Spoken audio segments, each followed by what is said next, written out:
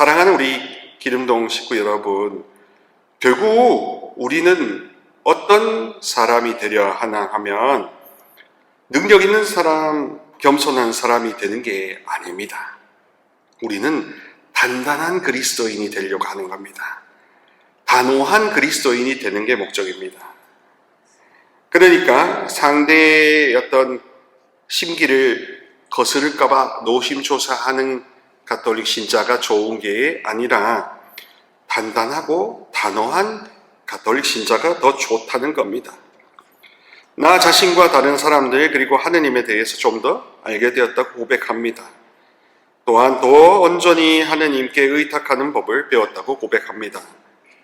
나는 사랑으로 미움을 거슬러 이겼고 그리스도를 증거했다고 하는 겁니다.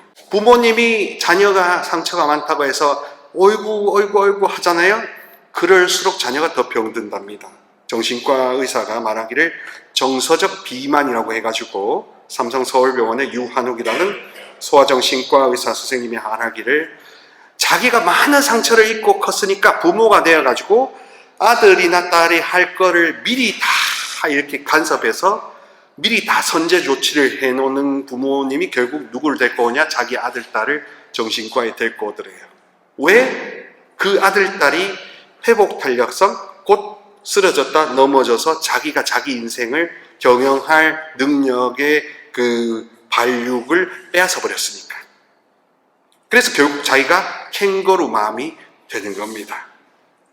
그래서 상처 치유를 통해서 분화가 되고 독립적인 인격이 되는 게 정신과 의사 선생님도 말하고 교회가 말하는 인격인데, 우리는 거기에서 누군가에게 의존되어 있는 것이, 보호받는 것이 정상이라고만 생각했습니다.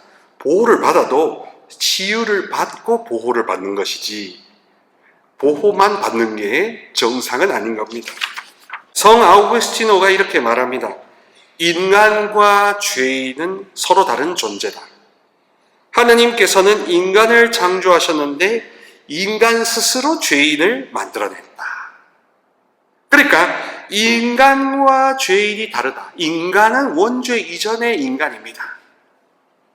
그러니까 이마고 데이도 있고 하느님과 교류할 수도 있고 지성 수준도 높고 다 볼 수 있는 건데, 죄의 원죄 이후에 스스로 인간이 더욱이 자기 자신 연민에 빠져서 스스로 죄인을 더 만듭니다.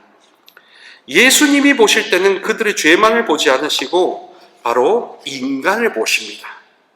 창조된 그 모상적인 인간, 이마고 데이를 보신다는 겁니다. 그래서 우리가 기도 생활이 깊어질수록 우리도 결국 깨달음을 추구하게 됩니다. 깨달음을 추구해서 참 나는 누구인가? 진정한 나는 누구인가?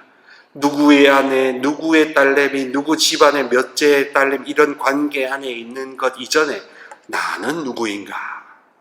라는 불교나 다른 종교에서만 해법하는 그런 질문을 우리도 해야 되는 겁니다.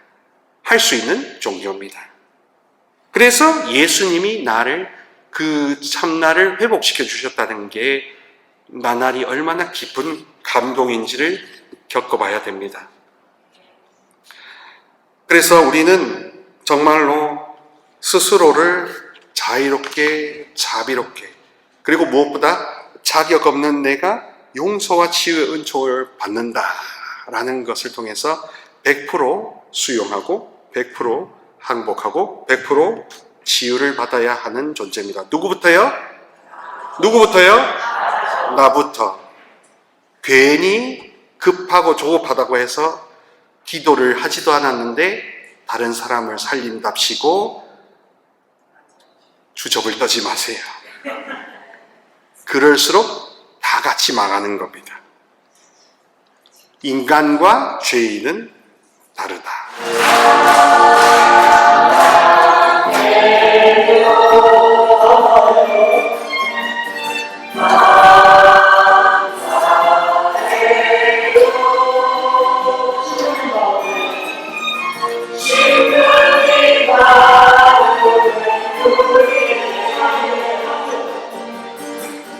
사랑을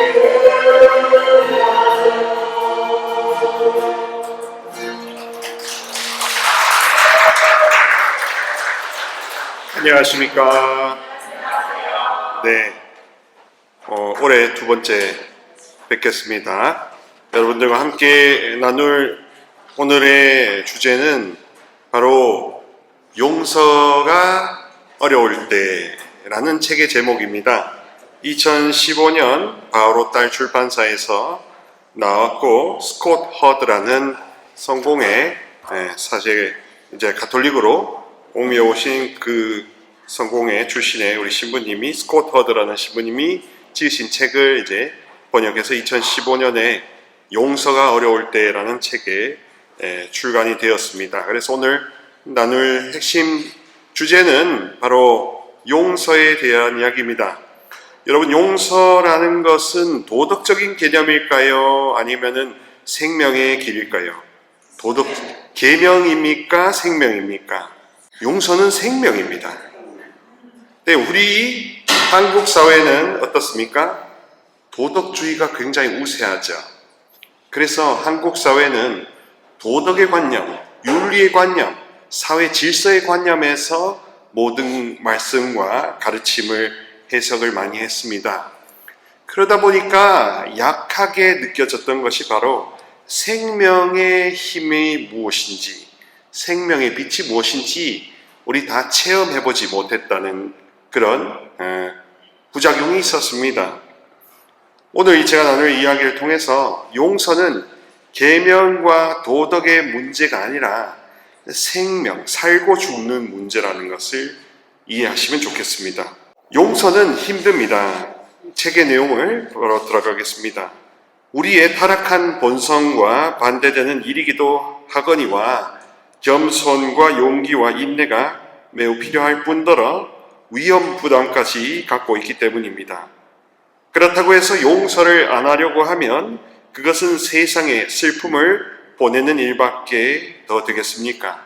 세상의 슬픔은 이미 차고 넘칩니다. 상처를 받으면 우리는 어둠 속에 갇혀 있는 것 같습니다. 이럴 때 우리는 하느님께 도와달라고 울부짖으며 성당의 촛불을 밝힐 것입니다. 그런데 말입니다. 우리가 정작 밝힐 수 있는 또 다른 촛불이 있다는 것은 바로 우리 용서할 수 있는 힘은 내 힘이 아니라 위로부터 오시는 주님의 힘이라는 겁니다. 어둠을 탓하기보다, 내가 용서를 못하는 그 환경을 탓하기보다 촛불 하나를 밝히는 편이 훨씬 낫습니다. 당신 안에 어두움을 탓하지 않고 용서로 빛을 밝혀 그 어두움을 흩어버리면 됩니다. 그러니까 여러분, 치유가 따로 있고 구마가 따로 있는 게 아니라 용서가 구마고 용서가 치유입니다.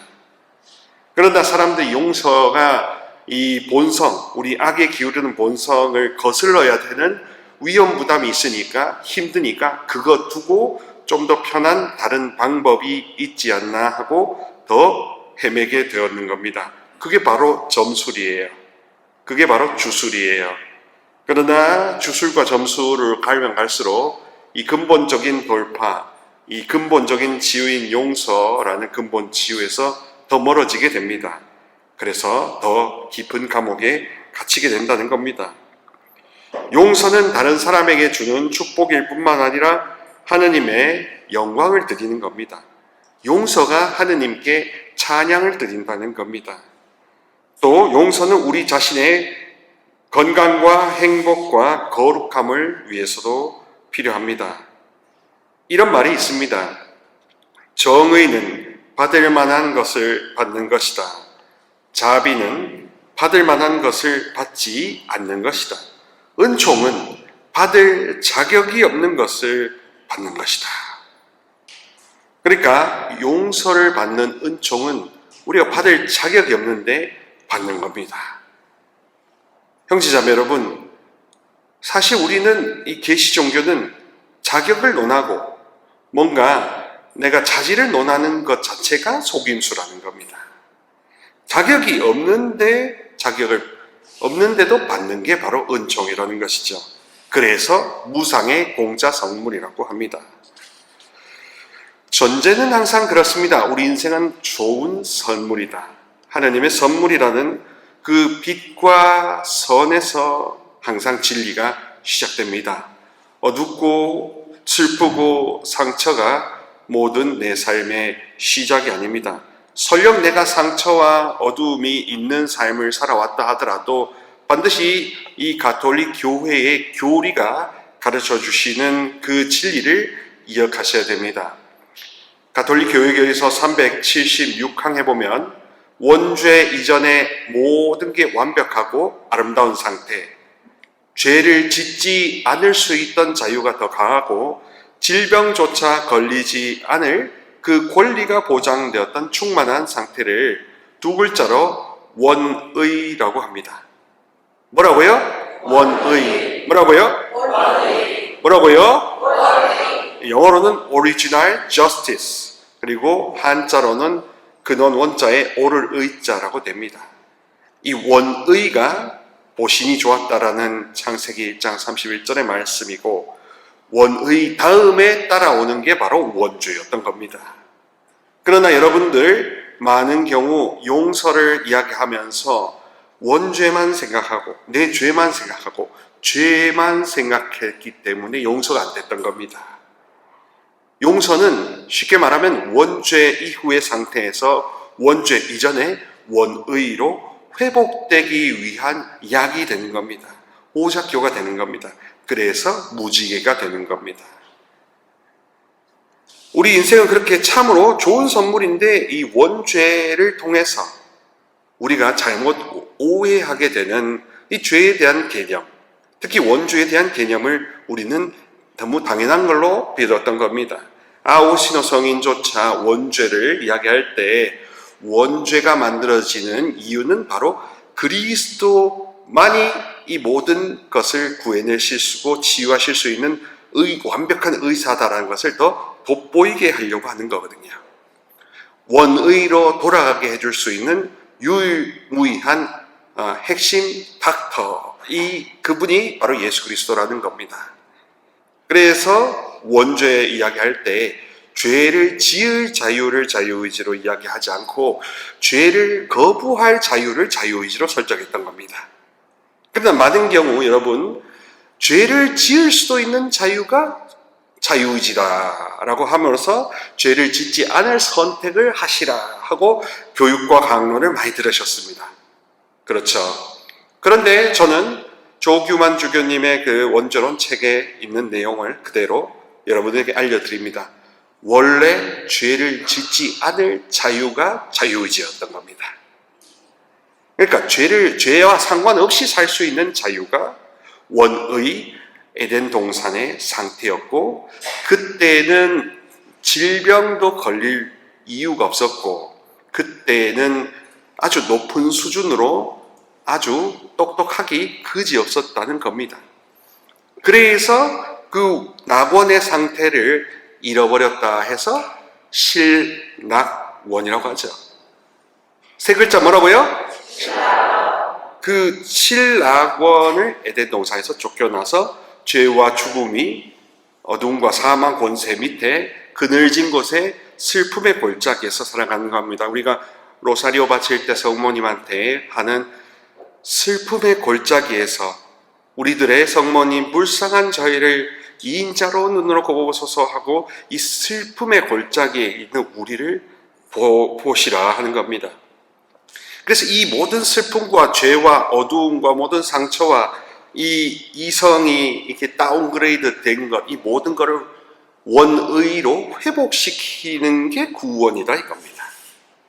그래서 전인 치유와 구원은 다른 문제가 아니라 똑같은 이야기가 되는 것이고, 그게 죄의 용서와 연관된다는 거죠. 그래서 고해 성사만이 완전한 회복을 이룰 수 있다고 이야기합니다. 우리는 그렇게 타락했기 때문에 회복이 필요하고, 회복이 필요하기 위해서 내 노력과 셀프 컨트롤이 통하지 않는다라는 것을 받아들여야 됩니다. 그게 통한다고 생각하면 여기가 아니라 절로 가셔야 돼요. 저기 다른 곳으로 가셔야 됩니다. 성당과 개신교 교회든 오셨다는 것은, 세례를 받았다는 것은 무슨 전제가 있냐 하면 이 구원은 내 힘으로 이루어질 수 있다 없다? 있다 없다? 있다 없다? 없어도 어떻게 없을까요? 100% 없다. 100% 내 힘으로 이루어질 수 없다 하는 그것이 용납이 되지 않으면, 납득이 되지 않으면 절로 가세요. 빨리 절로 가세요. 여기 괜히 앉아있을 이유가 없습니다. 그래서 100% 납작 엎드리는 승복, 항복이 우리 가톨릭 교회에도 중요한 핵심 원리라고 이야기합니다. 그렇게 상처를 주고받는데 눈물로 얼룩진 세상에 특히 이 사랑이 가장 부족한 곳에 사랑을 더하라고, 미움 있는 곳에 기쁨을 더하라고 예수님은 크리스천인 우리를 초대하시는 겁니다. 우리의 어두움 한가운데에서 우리 가족이나 내 가슴이, 내 심령 안에 빛을 초대하는 겁니다. 이 세상에 존재하지 않는 빛, 내가 노력으로 얻는 빛이 아닌 것. 김경희 루시아 수녀님께서 그런 말씀을 하시는 걸 들었는데, 루시아 수녀님도 46년 동안 수도생활 하시다가 최근에 깨달음을 얻으셨다고 해요. 그러면서 하시는 말씀이, 열심히 노력하는 거는 X다. 깨달음을 추구해야 되는구나 라고 말씀하십니다. 깨달음이라는 건 깨다와 닫다가 합쳐진 거니까 뭐가 깨져야 되냐면 내 인식 구조, 인지 도식이 깨져야 되는 겁니다.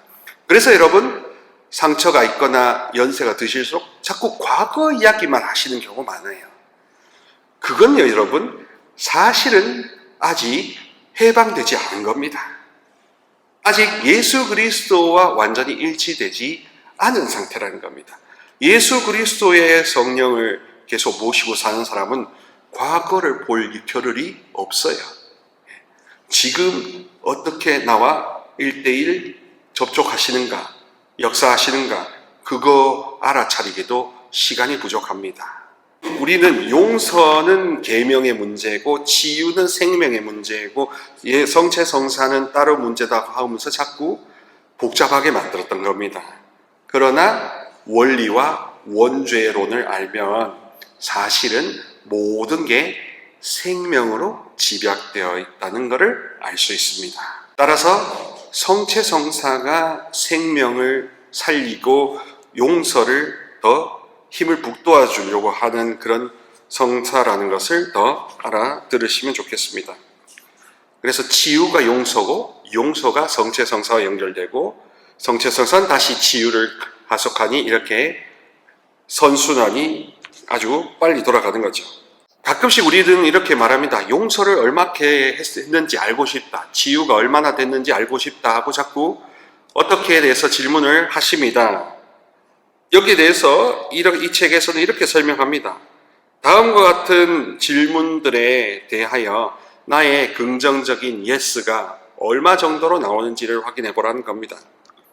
상처 준 상대를 만났을 때 나는 정중하고 예의 바르게 대하는가 아니면 냉정하게 대하거나 수동적인 공격성, 수동공격은 쉽게 말하면 뒷담합니다. 뒤에 가서 아유 저 새끼 저거 이런 식으로 하는 거 수동공격이라고 합니다. 그러니까 수동공격을 하고 앞에서는 냉랭한가 아니면은 그 사람을 정중하게 대하면서 예의 바르게 대하는가, 이게 나의 치유와 용서와 연관이 되어 있던 겁니다.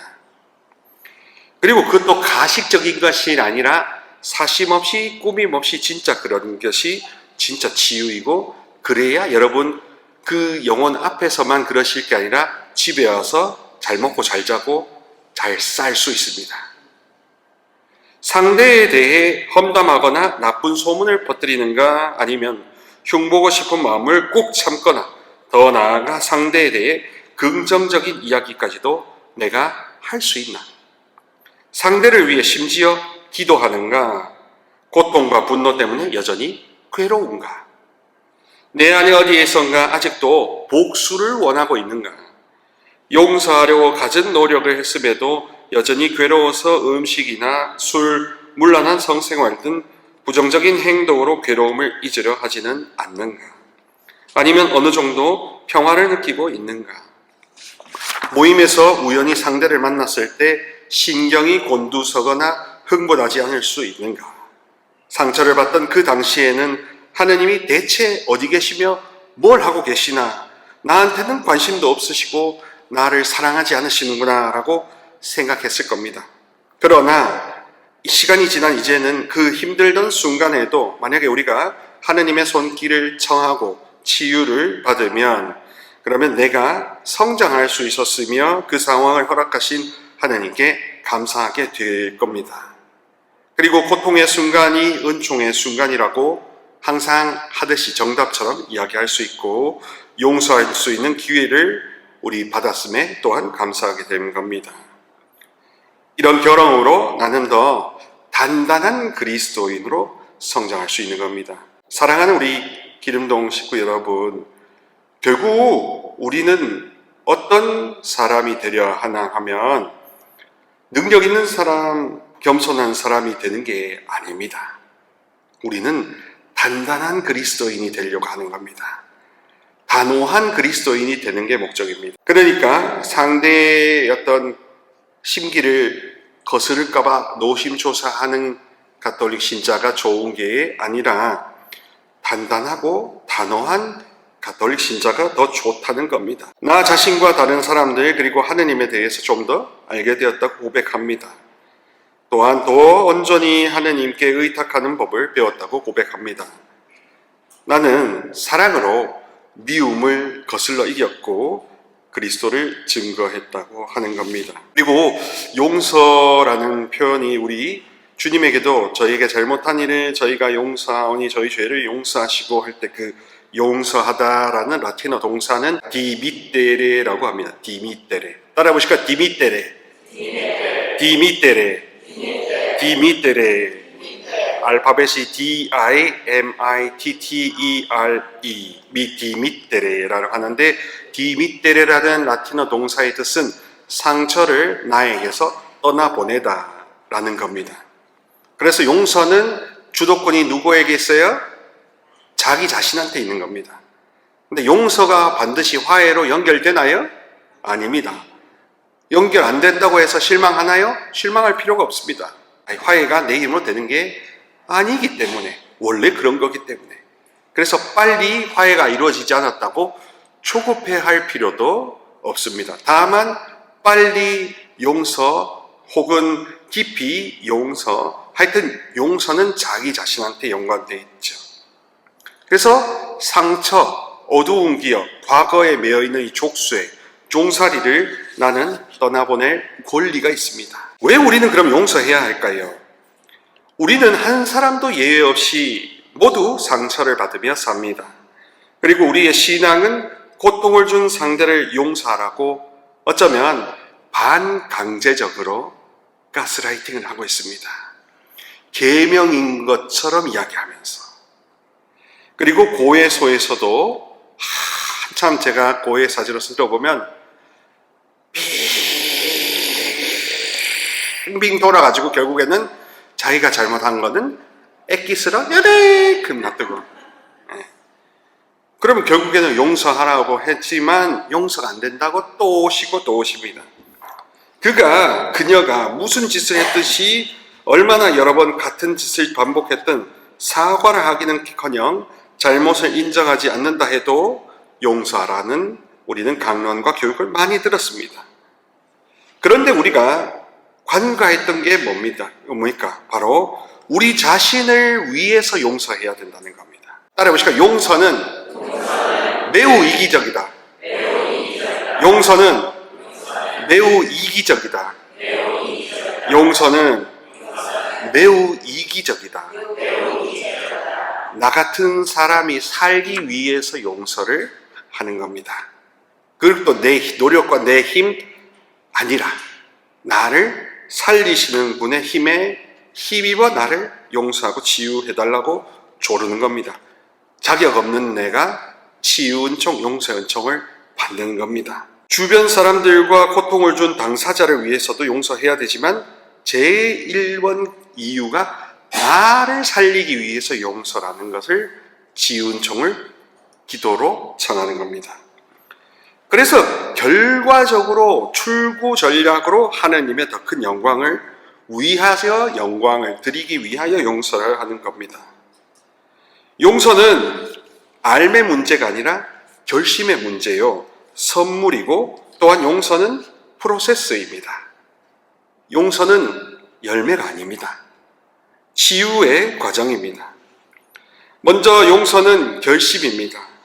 복수하고 싶은 마음을 버리고 고통과 원한에서 자신을 해방시키는 쪽으로 마음을 먹고 선택을 하는 겁니다. 곧 죄를 짓지 않을 원의를 회복하고 싶다라는 여러분의 자발적인 갈망이 일어나야 됩니다. 그게 더 이상 이 지긋지긋한 이 종살이에서 빠져나오고 싶다라는 깨달음을 알고 싶다는 것하고 똑같습니다.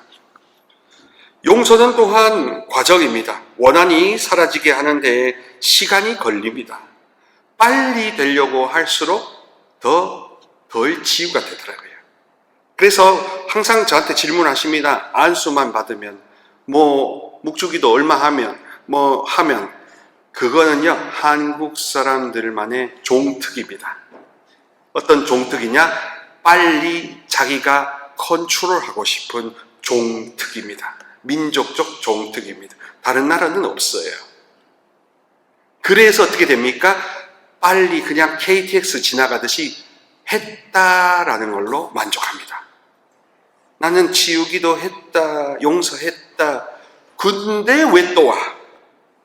근데 왜 또 떠올라? 그러니까 그게 안 됐다는 거예요. 예.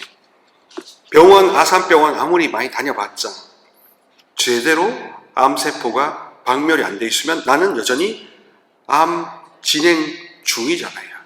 똑같이 용서도 과정이고 시간이 걸리고 결심을 하고 또 하고 또 하고 계속 반복되는 겁니다. 끝으로 용서는 어떤 대가도 바라지 않고 예외 없이 한도 없이 거저주는 선물이 됩니다. 한마디로 우리가 왜 이렇게 상처를 받느냐 하면 저는 결론적으로 이렇게 말씀드리고 싶습니다. 이 세상에, 이 교회에, 내 심령에 사랑이 없어져서 그렇습니다. 사랑을 잃어버려서 그랬던 겁니다. 아무 조건도, 아무 가격도 내세우지 않은 순수한 사랑이 상실되었기 때문에 그거는 위로부터만 받을 수 있다는 거죠. 용서는 얻어내는 것도 받을 자격이 따로 있는 것도 아닙니다. 그러니까 용서라는 단어에 치유라는 단어를 집어넣어도 똑같습니다. 내가 치유받을 자격이 없는 게 아니라 자격 없는 내가 치유를 받는 겁니다. 왜? 하나님이 원하시니까. 하나님이 이 교회를 세운 그 시스템이 자격이 있어서 치유를 받는 게 아니라 교회에 와서 치유를 해주시고자 하는 당신의 능력, 계시 때문에, 하느님의 계시 능력 때문에 여러분들이 치유를 받는 겁니다. 근데 거기에 자꾸 우리 한국 사람의 종특, 완벽주의, 자격을 갖춰야 되고 열심히 노력해야 된다는 불필요한 도덕관념을 자꾸 이 맛있는 비빔밥 초장도 아닌데 자꾸 섞어서 비벼 잡수시니까, 그러니까 안 되는 겁니다. 제발 섞지 마세요. 순수한 가톨릭은 무엇인지 궁금해 하시는 게 깨닫는 길입니다. 순수한 가톨릭은요, 여러분 자격이 없는데, 저도 자격이 없는데 내까지 게 뭔데 하고 받는 겁니다. 놀라운 것. 용서가 치유의 힘을 발휘한다는 과학적, 임상적 근거도 많습니다. 용서하는 사람이 더 오래 건강하고 행복하게 산다는 연구 결과가 속속들이 나타나고 있습니다. 자신을 속인 사람 또한 모욕하거나 거부한 사람들을 생각나게 하고 한 그룹에서는 심장박동수, 혈압, 스트레스 정도를 측정했다고 합니다. 그러고 나서 그들에게 선택하게 했습니다. 임상시험으로.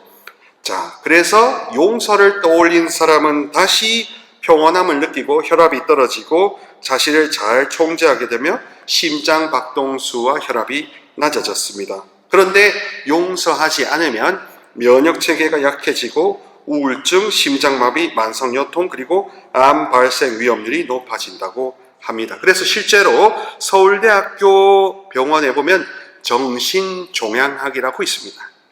정신종양학. 암 환자들의 치유에 있어서 정신과 치료부터 실시해요. 그래서 용서나 이런 우울증이나 이 심리적인 문제를 먼저 완화시킨 다음에 항암을 했더니 훨씬 생존율이 늘어났더라. 결국엔 뭡니까? 항암제로서 이 암세포를 죽이는 게 목적이 아니라 T세포가 다시 활성화되어서 자가 면역이 좋아지는 게 근본 치유인 거죠. 우리가 용서라는 힘을, 은총을 정하는 것이 바로 T 면역세포를 다시 활성화시켜서 자가 면역 체계를 회복하는 것과 같습니다. 원의로 돌아가는 것과 같다는 겁니다. 근데 우리가 잘못 생각하는 또 하나가 뭐냐 하면 자기동일시라는 게 있습니다. 따라해 보실까요? 자기동일시. 자기동일시. 자기동일시. 자기동일시라는 전문적인 용어는 뭐냐 하면 상처 있고 아주 버림받고 어렵게 커온 분들은 그 모습이 나라고 보는 겁니다. 그 모습이 나라고 보는 겁니다. 근데 중요한 건 가톨릭 세례를 받았고 개신교의 세례를 받았으면 야훼께서 지으신 원래 아름다운 모습이 있어요, 없어요?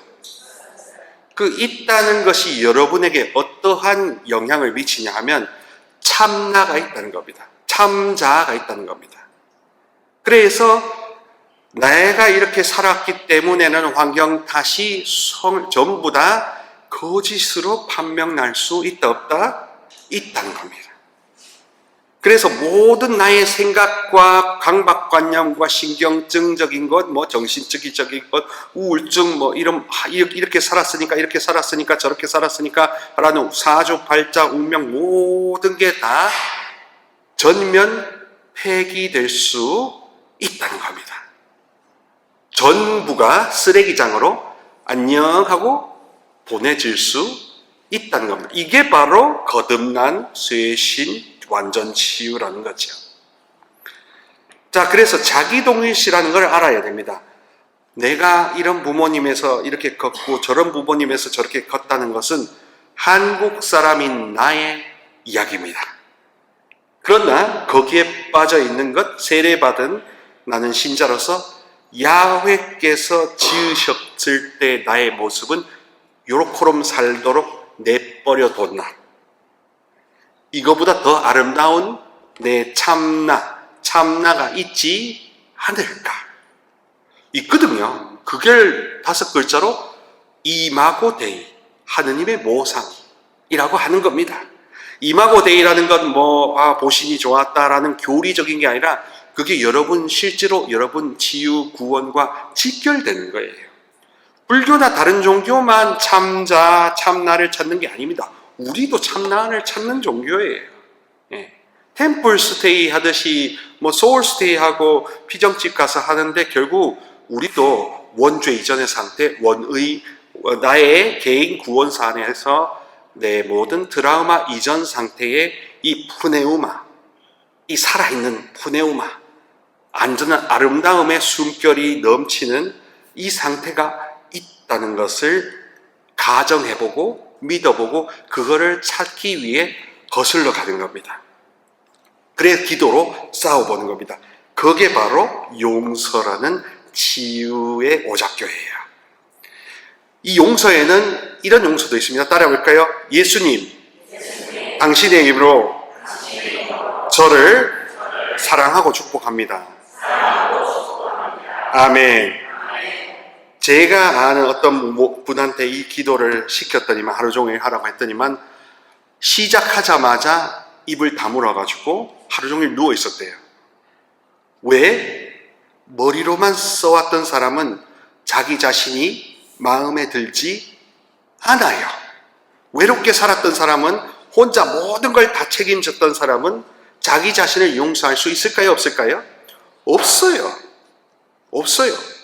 자기 자신을 용서할 수 없기 때문에 예수님, 당신의 이름으로, 당신의 능력으로, 당신의 은총으로 제가 저를 사랑하고 용서합니다 라는 것은 통합되지 않으면, 상처 치유되지 않으면 꿈도 못 꾸는 거였습니다. 그래서 거꾸로 생각해 보시라는 겁니다. 혹시라도 여러분 예수님 당신의 은총으로 저 누구누구를 사랑하고 축복합니다 했는데 마음이 거북하고 불편하시잖아요.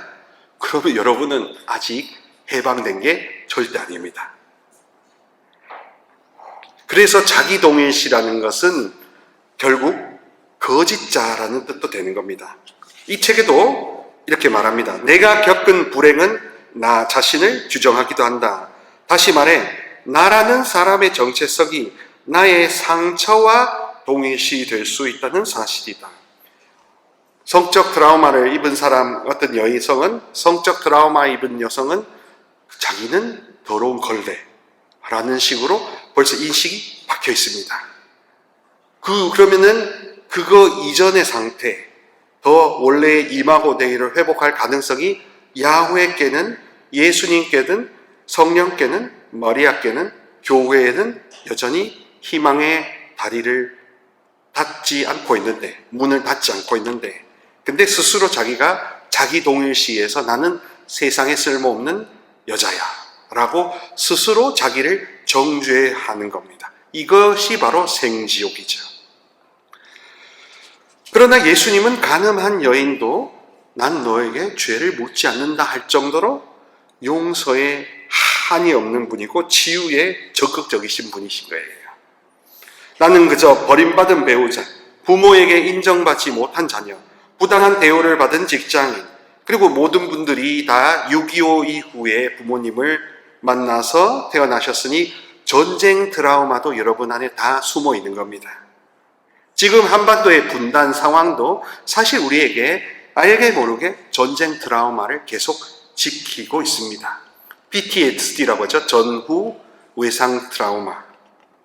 상처들이 여전히 한국 사회에는 살아 있습니다. 전쟁으로 인해서 온갖 미움, 살상, 모든 것들이 있습니다. 그걸 다만 이렇게 고매한 가톨릭 신앙으로 이렇게 쓰레기처럼 묻어놨을 뿐이에요. 근데 실제로 그게 진짜 완전하게 용서받았다면, 치유되었다면 아무것도 안 떠올라야 됩니다. 근데 불쑥불쑥 그게 떠오릅니다. 더 깊은 기도를 할수록 더 떠오릅니다. 그래서 아직 나는 용서가 제대로 안 된 겁니다. 이렇게 용서하면 이러한 정체성, 거짓 자아의 정체성을 벗어버릴 수 있습니다. 이미 이 정체성에 길들여져 편안하기 때문에 벗어버리는 게 두렵기도 합니다. 이 모습이 진짜 내가 원하는 모습인가? 야훼께서 원하시는 모습인가? 분명 하느님께서 우리에게 원하시는 모습이 아닙니다. 하느님은 우리가 건강하고 행복한 사람이 되기를 원하십니다. 예수님은 우리에게 생명, 그것도 충만한 생명을 주러 오셨던 겁니다. 그러니까 다른 축복, 물질이 잘 풀리고 문제가 잘 풀리는 축복에 앞선 최고의 축복은 내가 살아나는 겁니다. 나부터 살리는 겁니다. 용서에 실패한다는 것은 예수님이 함께 나누자고 초대하신 풍요로운 삶을 스스로 거부하는 것입니다. 하느님의 용서를 스스로 거부하는 것입니다. 상처를 입으면 당연히 고통스럽습니다. 그런데 용서하지 않으면 고통에 고통을 더할 뿐입니다. 용서하지 않으면 우리는 육체적, 영적, 관계적으로 상처에 상처를 계속 입습니다. 주님의 이름으로 저 자신을 사랑하고 용서합니다라는 기도도 안 해봤습니다. 우리는 점점 그렇게 불행해집니다. 불행해지니까 하느님에게서 멀어지고, 하느님에서 멀어지니까 더 이런 거를 청해도 되냐 하는 죄책감 가지고 악순환으로 가는 거죠. 극작가인 찰스 디킨스가 이렇게 말했습니다.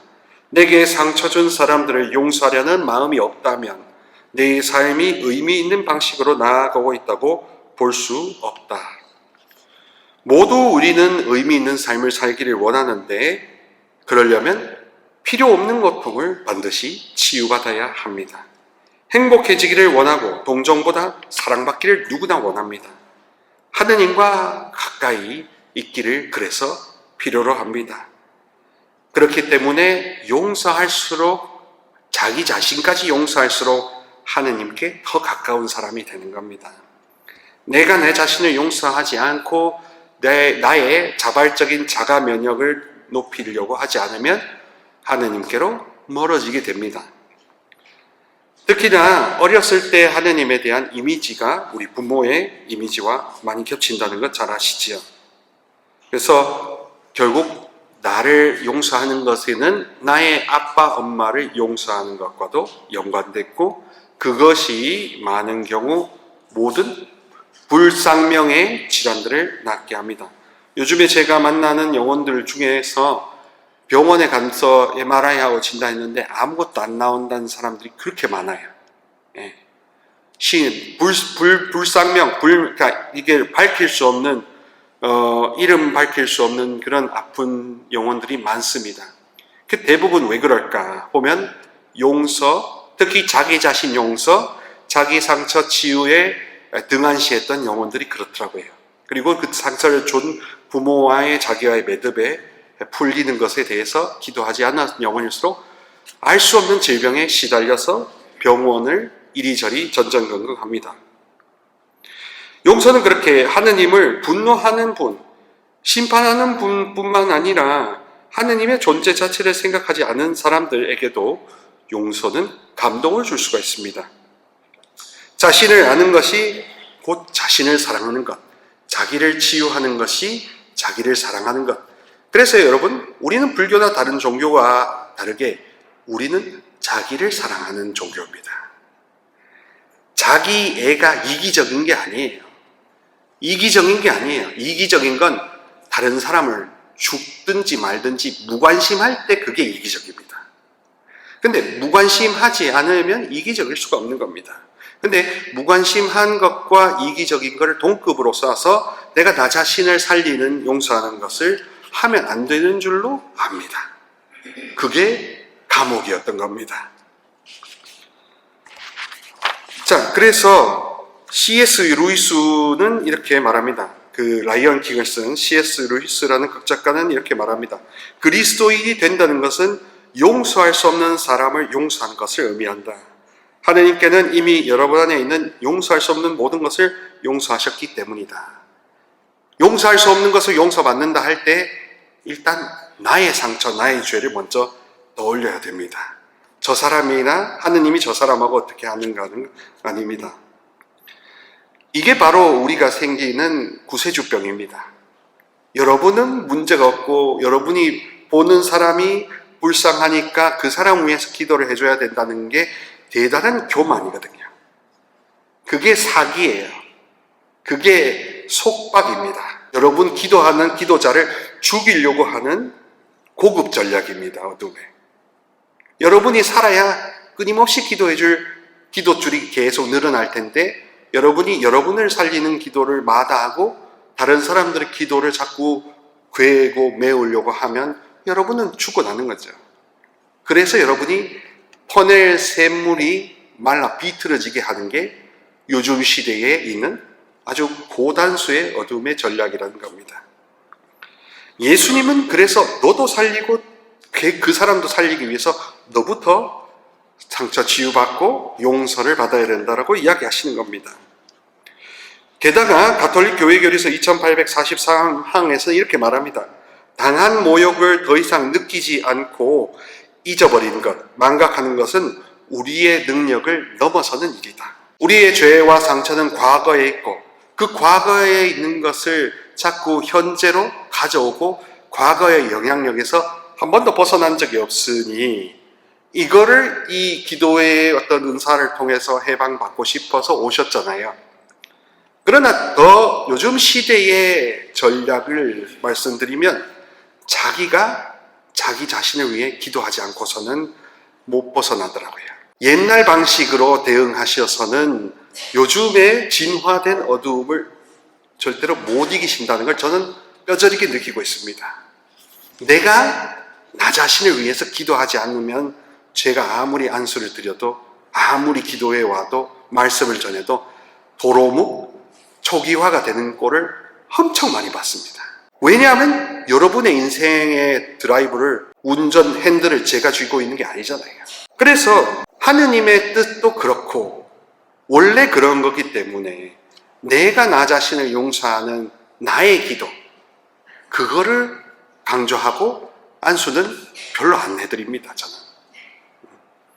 왜냐하면 그렇게 되지 않으면 계속 의존해 있으니까.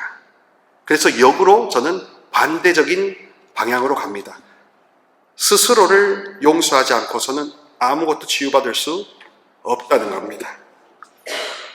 우리는 스스로 당당히 서서 자신을 지키며 사랑해야 합니다. 용서해야 한다고 해서 자신을 괴롭히는 상대의 행동에 이의도 제기하지 말라는 뜻이 아니에요. 다른 누구도 아닌 나 자신을 위해서 날 괴롭히는 행동은 절대로 못하게 해야 됩니다. 하지 마라, 아니야, 전화하지 마라, 됐거든, 이런 말 잘해야 됩니다. 그게 다른 사람을 상처 줄 것 같아서 못하면 그게 여러분 속박에 아직 묶여 있다는 겁니다. 용서는 그거를 다, 그 모든 속박을 다 봐수어 버리거든요. 그래서 네 삶은 네 거고 내 삶은 내 거다. 의존 심리, 속박 심리, 구세주 메시아 심리 다 사이비 종교 신자들도 가질 수밖에 없는 거니까 우리 정통 교단에서 왜 그런 걸 가져야 됩니까? 그래서 여러분 깨달음이 필요한 겁니다. 인식이 이제 분리가 되어야 되는 겁니다. 부모님이 자녀가 상처가 많다고 해서 어이구 하잖아요. 그럴수록 자녀가 더 병든답니다. 정신과 의사가 말하기를 정서적 비만이라고 해가지고 삼성서울병원의 유한욱이라는 소아정신과 의사 선생님이 말하기를 자기가 많은 상처를 입고 컸으니까 부모가 되어가지고 아들이나 딸이 할 거를 미리 다 이렇게 간섭해서 미리 다 선제 조치를 해놓는 부모님이 결국 누구를 데리고 오냐? 자기 아들, 딸을 정신과에 데리고 오더래요. 왜? 그 아들, 딸이 회복 탄력성, 곧 쓰러졌다 넘어져서 자기가 자기 인생을 경영할 능력의 그 발육을 빼앗아 버렸으니까. 그래서 결국 자기가 캥거루 마음이 되는 겁니다. 그래서 상처 치유를 통해서 분화가 되고 독립적인 인격이 되는 게 정신과 의사 선생님도 말하고 교회가 말하는 인격인데, 우리는 거기에서 누군가에게 의존되어 있는 것이, 보호받는 것이 정상이라고만 생각했습니다. 보호를 받아도 치유를 받고 보호를 받는 것이지 보호만 받는 게 정상은 아닌 겁니다. 우리는 자신을 위해 단호해지는 일을 피할 때가 종종 있습니다. 그냥 흘러가는 대로, 되어가는 대로 내버려 둘 수 있습니다. 그냥 아무 일 없는 듯 지내고 싶지 평지 풍파를 누구든지 일으키고 싶지 않습니다. 그런데 피한다고 평화가 올 것이냐?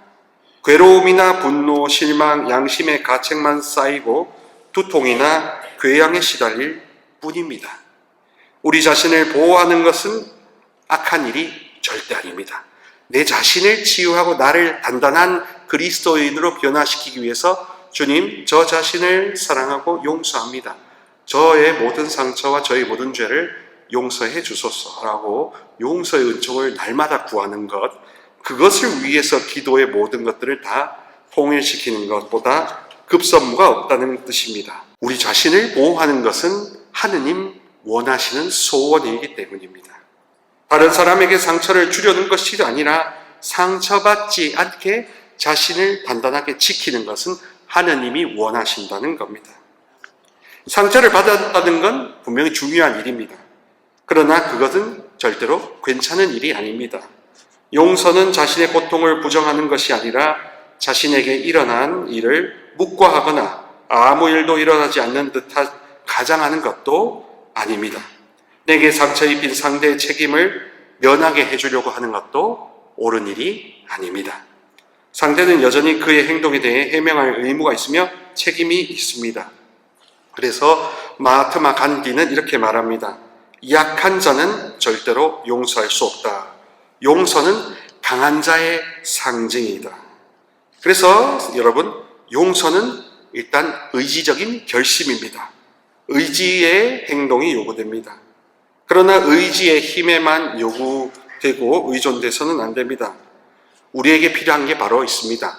더 높은 힘입니다. 다시 말해 예수님처럼 용서할 수 있으려면 내가 예수님같이 깨끗해져야 되는 겁니다. 예수님처럼 악에 물들미 없는 상태, 원의 상태로 회복되는 것이 더 선행 조건이라는 겁니다. 그러니까 죄에 물들미 없는 상태로 회복되는 게 구원인데 구원에 초점을 맞추지 않고 내가 저 사람을 구원한다는 것이 모순이었던 것이죠. 근데 흔히 우리는 부모된 심정으로, 조부모된 심정으로 그렇게 기도했다는 겁니다. 그래서 다 짬뽕이 됐던 거예요. 다 엉망진창이 됐던 겁니다. 예수님처럼 예수님의 치유 능력을 받고 하느님 아버지의 보호를 받는 그 정결한 마음, 그 완전하게 통합된 그것부터 구하지 않고 그냥 의지를 노력을 해서 예수님을 모방하는 게 그리스도교, 성모님을 모방하는 게 가톨릭이라고 생각했다면 아닙니다. 성모님과 예수님의 공통적인 특징은 뭡니까? 원래 원죄적 트라우마 물들미 없었다는 거. 원래 오염된 게 없었다는 거. 그리고 아주 더 좋은 아버지 야훼의 보호를 받았다는 거. 그게 우리와 차이입니다. 그 갭을 메꾸는 기도부터가 필요하다는 겁니다. 어떻게 그러면 용서할 수 있을까만 좀 살펴보고 끝내도록 하겠습니다. 우리가 이렇게 가면서 사람들은 매우 두려워합니다. 상대가 벼락 맞았으면 좋겠다라는 말조차 하면 안 되는 줄 압니다. 그렇죠? 가다가 그냥 코가 팍 깨져버려요. 그냥. 이런 말을 하면 안 되는 줄 압니다. 그러나 스콧 허드 신부님이 하는 내용을 그대로 알려드리겠습니다. 상대가 벼락 맞았으면 좋겠다고 하느님께 말씀드렸다가 오히려 자신이 벼락을 맞을까봐 두려워한다. 평소에 사람들은 하느님께 자신의 생각이나 느낌을 표현하지 않는다. 그런 식으로 하는 기도를 배워본 적이 없기 때문이다. 한마디로 노량진 수산시장에서만 만나는 게 아니라 여러분 인생의 모든 게 다 날 것입니다. 날 것 그대로입니다. 날 것 그대로 기도하는 겁니다. 그러므로 사람들은 하느님이 듣기 좋아하시리라 생각하는 것만 말씀드리는 경향이 있다. 그렇지만 하느님은 검열당한 기도를 원하시지 않으신다. 하느님은 검열당한 내 도덕관념 계명의 그 수준으로 검열당한 기도를 원하시지 않는다. 정직한 기도를 원하신다. 그 예가 바로 뭡니까? 성경의 시편을 생각해보라. 시편의 많은 부분은 한탄과 불평, 심지어 저주 시편입니다. 가다가 그냥 이빨이 막 그냥 뼈가 그냥 확 되져버려라 이렇게 하는 게 저주 시편이에요. 그것이 우리가 드려야 할 기도의 모범입니다. 부족한 믿음이나 감당치 못하는 화, 하느님 왜 저한테 이렇게 힘들게 하세요라는 것도 할 수 있습니다. 인격적 미성숙이 드러나는 것을 두려워합니다. 그렇지 않습니다. 자기가 자기 자신을 용서하고 치유받는 데는 물불 가리지 마세요. 검열당하는 기도 하지 마세요. 그래도 괜찮습니다. 그게 바로 나의 현실이고 하느님 우리를 만나주시는 지점도 바로 날 것 그대로의 모습입니다. 그렇게 긋는 그대로 내보이는 것, 있는 그대로 내보인다는 것 안에는 욕을 하고 싶으면 욕도 해도 됩니다. 육두문자까지 써도 될 만큼 나의 이 안에 무언가를 남겨두지 않는 게 훨씬 낫습니다. 그 정도로 욕을 해도 하느님이 가만히 계시는 것을 보고 내가 쫌팽이처럼 생각했네 라고 생각하는 겁니다. 역설적으로. 죄책감이 든다는 것도 우리가 생각해 봐야 됩니다. 소시오패스만 죄책감을 못 느끼는데 죄책감을 느끼는 것은 그 자체로는 관계없습니다. 그런데 죄책감이 우리를 마비시켜서는 안 됩니다. 죄책감을 통해 행동으로 나아갈 수 있는 힘을 얻어 하느님께 용서를 청하고 하나님과 관계를 회복할 수 있습니다. 죄책감이 조금 들면 빨리 용서의 은총, 치유의 은총을 청해야 되는데 죄책감에 그냥 홀라당 빠져서 아무것도 안 하게 되는 것, 그게 감옥이에요. 그게 문제입니다. 간단히 말해서 용서받았음을 아는 사람이 용서도 할 수 있고 치유를 받아본 사람이 치유를 할 수 있으며 내 자신을 치유하는 기도를 해본 사람이 다른 사람을 위한 치유 기도도 할 수 있다는 겁니다. 그렇게 자신을 용서하지 못하면 스스로에게 상처를 입히게 됩니다. 다른 사람에게 상처를 주거나 나 자신에게 상처를 주면 마음이 아픈 것은 정상이지요. 그러나 마음이 아픈 것과 자기 연민은 차원이 다릅니다. 우리 자기 연민에 쉽게 빠집니다. 아이고 불쌍해라. 아이고 불쌍해라. 아유 불쌍해라 하는 것도 속는 겁니다. 왜냐하면 아유 불쌍해라 하는 순간 건전한 합리적 의심은 중지가 되거든요. 그 사람이 뭐를 속이고 있는지를 볼 눈이 가려져 버립니다. 더군다나 자기 연민이 생기면 어떻게 되냐 하면 네가 나를 알아줘야 돼. 내가 얼마나 불쌍한지라고 다른 사람들의 모든 관심과 인정을 착취하게 됩니다. 자신을 용서하지 못하면, 자기를 치유하지 않으면 자기 연민에 빠지게 됩니다. 그뿐 아니라 다른 사람들도 나를 가여워해 주기를 바라게 됩니다. 스스로 자기 연민 파티를 합니다. 어떤 분들은 꼭 자기 집에 와서 밥을 먹어야 된대. 브레시리오에 매번 막 우리가 상을 차려놨으니까 꼭 와야 된대. 그리고 먹으면 맛있어? 맛있어? 맛있어? 맛있어? 맛있어? 그리고 그런 분들이 막 자기 떡을 해왔다 하면서, 근데 그게 있잖아요 여러분, 자기 연민이에요. 한 번 정도는 하는데 계속 반복적으로 그런 식으로 하잖아요. 결국 허하니까 여러분들의 칭찬 박수 갈채를 원해서 막 밥을 해오고 떡을 해오고 막 하는 겁니다. 우리 집에 가야 된다 그러고 다 속는 거예요. 결국 뭡니까? 네가 독립적인 인격으로 거듭나 본 적이 있다 없다? 없다. 네가 네 스스로를 위한 치유기도를 해본 적이 있다 없다? 없다. 그래서 그 지경이다. 그래서 미사가 밋밋하다. 그래서 삶이 밋밋하다. 무기력하다는 겁니다.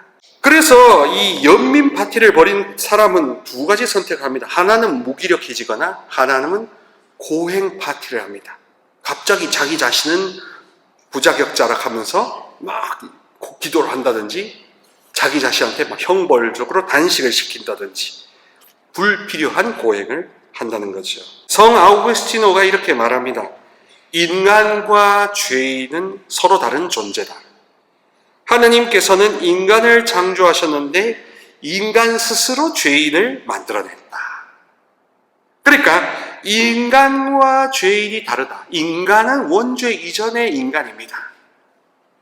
그러니까 이마고 데이도 있고 하느님과 교류할 수도 있고 지성 수준도 높고 다 볼 수 있는 건데 죄인, 원죄 이후에 스스로 인간이 더욱이 자기 자신 연민에 빠져서 스스로 죄인을 더 만듭니다.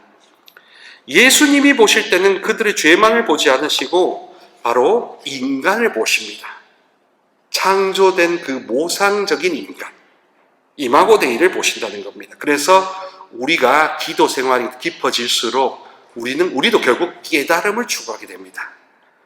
깨달음을 추구해서 참 나는 누구인가? 진정한 나는 누구인가? 누구의 아내, 누구의 딸내미, 누구 집안의 몇째의 딸내미 이런 관계 안에 있는 것 이전에 나는 누구인가? 라는 불교나 다른 종교에서만 해법하는 그런 질문을 우리도 해야 되는 겁니다. 할 수 있는 종교입니다. 그래서 예수님이 나를 그 참나를 회복시켜 주셨다는 게 나날이 얼마나 깊은 감동인지를 겪어봐야 됩니다. 그래서 우리는 정말로 스스로를 자유롭게, 자비롭게 그리고 무엇보다 자격 없는 내가 용서와 치유의 은총을 받는다라는 것을 통해서 100% 수용하고 100% 항복하고 100% 치유를 받아야 하는 존재입니다. 누구부터요? 누구부터요? 나부터. 괜히 급하고 조급하다고 해서 기도를 하지도 않았는데 다른 사람을 살린답시고 주접을 떠지 마세요. 그럴수록 다 같이 망하는 겁니다. 인간과 죄인은 다르다.